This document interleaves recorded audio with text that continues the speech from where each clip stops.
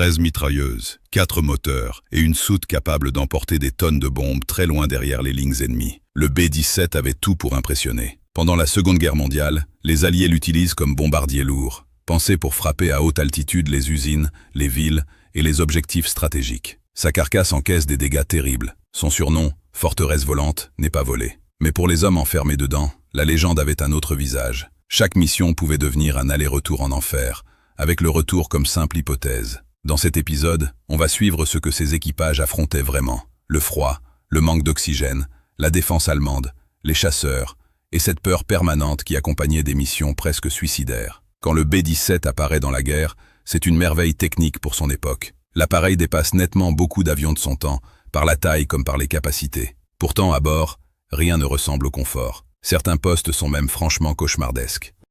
Le B-17 est prévu pour voler autour de 5500 mètres, mais il n'est pas pressurisé. À cette altitude, l'équipage doit respirer grâce à un masque à oxygène. Et comme la température peut tomber jusqu'à moins 60 degrés Celsius dans l'avion, les hommes portent des combinaisons chauffantes électriques. Quand un membre d'équipage est blessé, le sang peut geler en sortant de la plaie, parfois au point de limiter l'hémorragie. Mais ces combinaisons tombent en panne ou sont percées par les éclats. Alors viennent l'hypoxie, les gelures et une urgence silencieuse. Un vétéran rapporte qu'un homme privé d'oxygène pouvait simplement s'endormir. Sans aide, il pouvait mourir en quelques minutes, parfois en moins de 5. Les gants étaient vitaux. Toucher le métal à main nue, c'était risquer d'y laisser la peau. Quand une mitrailleuse s'enrayait, un tireur devait parfois dégager l'arme dans ce froid extrême. Beaucoup y ont perdu des doigts, ou ont gardé de graves gelures. Pourtant, le B-17 a aussi une qualité essentielle pour l'époque. Il vole de manière stable. Les équipages apprennent donc à serrer les formations, afin que les appareils se couvrent les uns les autres face aux chasseurs ennemis. Les champs de tir se croisent et forment une sorte de boîte défensive hérissée de mitrailleuses. Mais les vétérans le disent souvent, le moment le plus difficile commence avant même l'ennemi.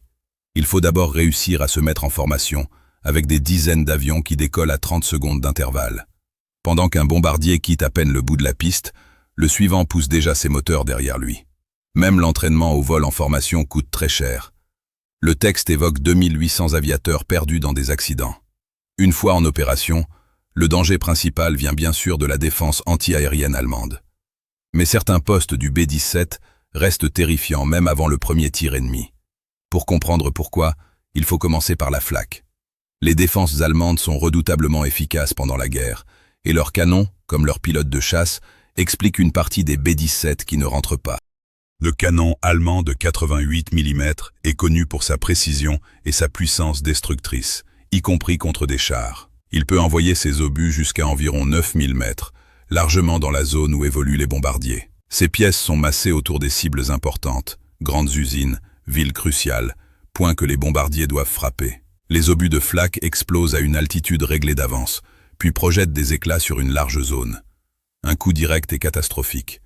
Mais le B-17, étant construit surtout en aluminium, même une explosion proche peut trouer le fuselage, les ailes ou les commandes, blesser l'équipage ou rendre l'avion difficile à tenir. Le pire, c'est l'incertitude. Les hommes ne savent jamais à quel instant ils vont entrer dans un nuage de flak, ni si le prochain obus sera pour eux.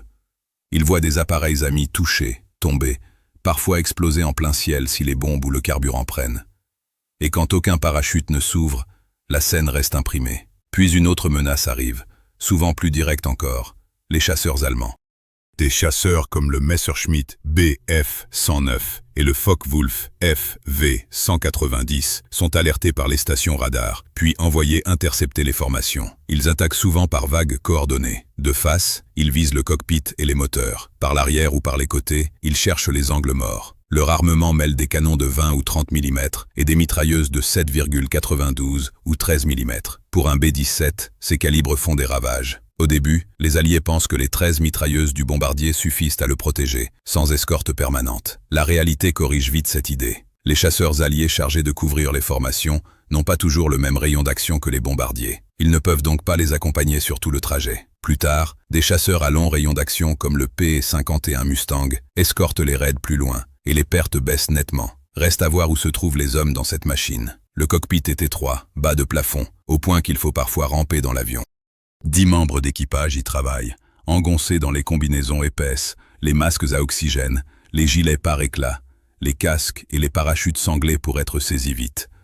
Leur âge moyen est inférieur à 25 ans.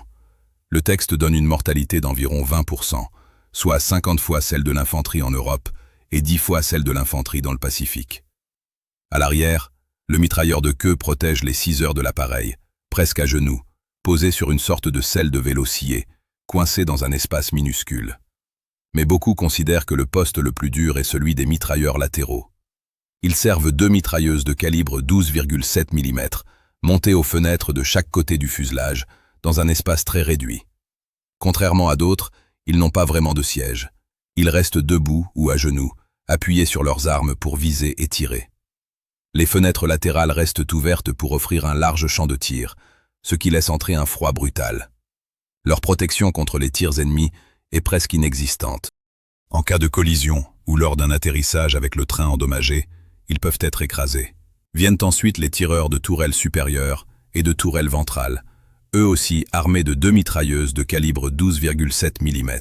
La tourelle supérieure, juste derrière le cockpit, donne une vue complète, mais expose son homme au chasseur. Dans la tourelle sphérique, sous le ventre de l'avion, 2 seules positions permettaient aux mitrailleurs de sortir vivants. Tout le reste pouvait devenir un piège. L'homme était tassé dans une boule étroite, coupé du reste de l'équipage, cible évidente pour les chasseurs ennemis. Son parachute, lui, restait dans le fuselage, faute de place autour de lui. Pour ouvrir la porte vers le compartiment, il fallait que l'hydraulique aligne correctement la tourelle. Si ce système était touché, il n'avait pratiquement plus d'issue. Une tourelle arrêtée au mauvais angle, et le mitrailleur restait enfermé pendant que l'appareil tombait ou brûlait. Même un atterrissage pouvait le tuer.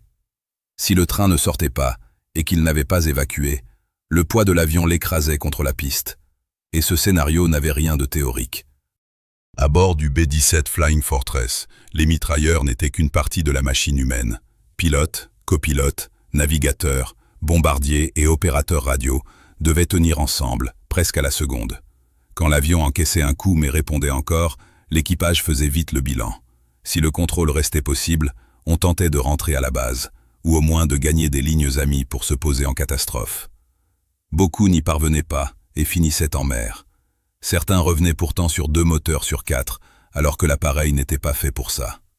Quand les dégâts devenaient critiques, le pilote donnait l'ordre d'évacuer. Chacun attrapait son parachute, gagnait l'issue la plus proche, et les hommes cédaient pour que personne ne reste à bord. Au-dessus du territoire ennemi, la descente se terminait souvent en captivité. Dans le Pacifique, les aviateurs capturés pouvaient connaître des sorts terribles, et beaucoup mouraient prisonniers. La captivité pouvait donc être une autre condamnation.